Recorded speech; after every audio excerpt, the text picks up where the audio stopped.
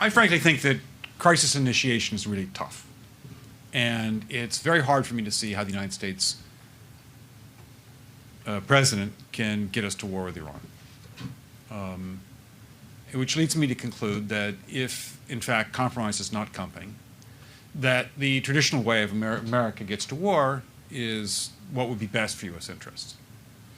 Some people might think that Mr. Roosevelt wanted to get us into World War II, as David mentioned. You may recall we had to wait for Pearl Harbor. Some people might think Mr. Wilson wanted to get us into World War I.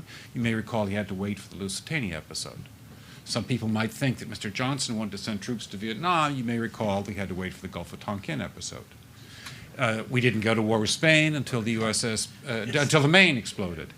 And may I point out that Mr. Lincoln did not feel he could call out the Federal Army until Fort Sumter was attacked, which is why he ordered the commander at Fort Sumter to do exactly that thing which the South Carolinians had said would cause an attack. So if, in fact, the Iranians aren't going to compromise, it would be best if somebody else started the war. To suggest that one can combine other means of pressure with sanctions. I mentioned that explosion on August 17th. We could step up the pressure. I mean, look, people, Iranian submarines periodically go down. Someday one of them might not come up. Who would know why?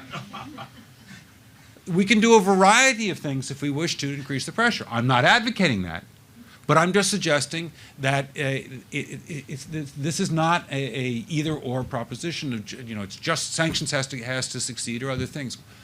We are in the game of using covert means against the Iranians. We could get nastier at that.